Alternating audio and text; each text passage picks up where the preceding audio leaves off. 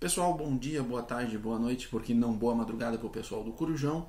Como eu falei no vídeo anterior, eu quero falar sobre aplicações de produtos para tentar ajudar vocês a escolherem melhor uma ferramenta que vocês vão comprar, algum material que vocês vão usar na sua reforma, na sua construção, tá? E o primeiro assunto que eu quero falar hoje é tinta. Por que tinta? A gente costuma, pessoal que atende em balcão de loja, pintor, enfim, pessoal aí do ramo, né, costuma ouvir a seguinte pergunta: qual tinta é melhor? Um vendedor, né, que está mal intencionado, desculpa, vai dizer que a melhor é a mais cara. E nem sempre. Por quê? Vou explicar. Todas as fabricantes de tintas, a fabricante que eu digo é uma fabricante de renome, tá? Não vamos pegar a fabriqueta aí de fundo de quintal que ninguém sabe que existe e a gente sabe que tem bastante, tá? Vamos pegar fábricas. Não ganho nada de fábrica nenhuma, tá? Gosto muito de algumas marcas, recomendo outras, enfim, tem N fatores aí. Se eu falar de qualquer marca vai ser sem querer, tá? Por casualidade.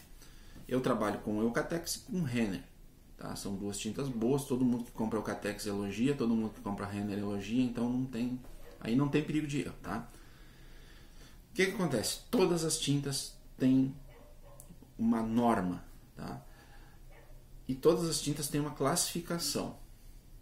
Como assim uma classificação, tá? Componente básico da tinta, assim, dois componentes básicos são cargas e resinas. Como eu não quero falar nada técnico assim para não complicar ninguém, tá? Vamos pensar assim, ó, carga seria, vamos fazer de conta que alguém está fazendo aquela tinta com cal, que tu compra um pozinho de cal aí na ferragem, mistura com água, pá, aplica ali e tal. Vamos fazer de conta que a carga, quando eu falar em carga, pensa que é o pó do cal. E quando eu falar em resina, é aquele selante que tu coloca ali, o fixador do cal, na verdade. Tá? Pensa como resina fixador, a cola que vai aderir o cal na parede. Certo? Não esquece, carga é o pó, resina é a cola. O que acontece? Na fabricação de tintas, a parte mais cara, o componente mais caro é a resina. Então como é que funciona? Quanto menos resina tiver a tinta, tá, mais barata ela é e inferior à qualidade. Eles acrescentaram um volume X de resina para um volume tal de Y de carga. A tinta vai sair com uma classificação. Do número X, um tanto a tanto de resina, essa classificação melhora, ela aumenta. E assim sucessivamente. Como é feita essa classificação? Econômica, tinta econômica, bem pouquinha resina, bastante carga. Tinta standard, ela vai mais resina e consequentemente diminui a proporção de carga. Depois vem a premium, que aí aumenta a quantidade de resina, e a super premium. São essas 4 classificações. Aonde é que tu vai usar cada uma? Tinta econômica, não vi até hoje uma tinta econômica que fosse indicada para uso exterior. Ou seja, não deve ser aplicada onde vai pegar intempéries, na rua, na chuva, enfim. Tá? Não é indicada para isso. Tinta standard, indicada para interiores e exteriores. O que ela vai ser? Ela vai ser aquela tinta que vai te proporcionar ali uma cobertura não tão boa, mas tu vai ver uma diferença. A durabilidade não vai ser tão grande, tá? Ela vai se perder logo. O filme que ela vai formar não vai ser um filme tão liso, tá? Ou seja, vai reter mais umidade, enfim, não vai refletir bem a luz do sol, vai absorver a luz do sol, vai afetar o pigmento, tá? Então ela vai desbotar mais rápido. Depois a premium, não tenha dúvida que é tudo da standard, só que durabilidade maior, filme melhor, a cobertura maior, então superior. E depois a Super Premium, que é o que tem de top. Duas características, tá, de cada uma. De cada uma não, das pontas, digamos assim. A econômica não existe, ou pelo menos eu nunca vi, semibrilho. Ela só existe fosca. Tá? Não tem semibrilho, não tem acetinada, não tem aveludada, não tem nada, só fosca. A partir daí começa semibrilho, fosco, acetinado, enfim. Outra característica, a Super Premium. Cada marca tem uma estratégiazinha ali de marketing e tal. O que acontece? Por exemplo, tá? A Renner tem uma linha Gold que diz que é a maior cobertura do mundo. Tá? É realmente fora de série, muito boa tinta, não perde nada para nenhuma marca. Isso comparando o custo-benefício. Claro que daqui a pouco vai ter uma marca ali que vai ter uma tinta um pouquinho melhor, uma Super Premium, que vai dar uma cobertura um pouco maior, de repente uma durabilidade um pouquinho maior, mas também o preço vai ser mais alto. Então assim, ó, pode botar sem medo. Se tu viu aí alguma tinta aí, tanto base feita na máquina como cor pronta, que tenha lá Recolor Gold, pode levar que é tranquilo, tá? Mas aí eles começam a inventar umas coisinhas assim, por exemplo, a Renner tem a Gold e tem a frentes e fachadas, por exemplo, tá? Só um exemplo. Que daí é indicado para botar na rua, área externa.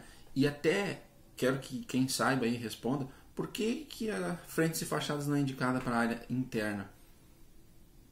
Pequei, não sei explicar, mas enfim, quem souber, a gente está aí para multiplicar conhecimento, não dividir, tá? Então, aí vai ter aquela tinta sem cheiro, tá?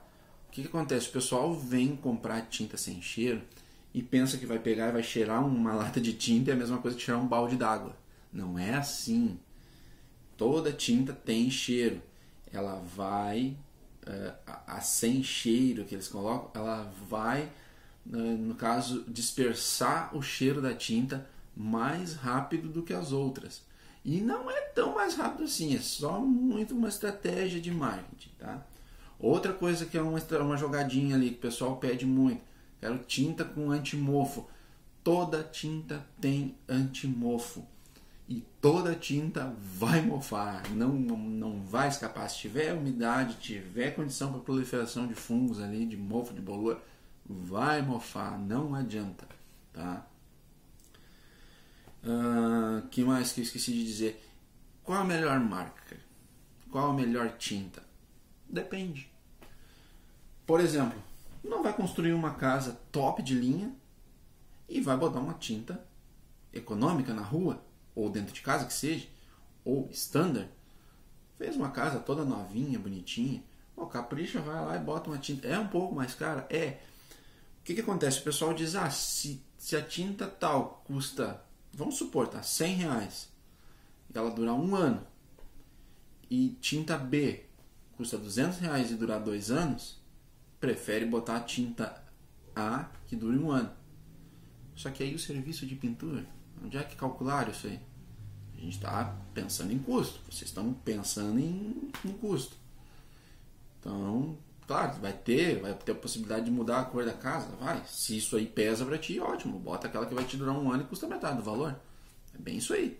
Agora, se não, tu quer uma tinta definitiva ali para tua casa, considera botar uma tinta premium ou super premium, tá? Outra coisa que tu não vai fazer, por exemplo, fiz essa parede aqui atrás aqui para dividir a minha casa ao meio e vou provisório, tá? Daqui a 2 meses eu vou quebrar ela. Por que eu vou botar uma tinta super premium se eu vou quebrar a parede logo?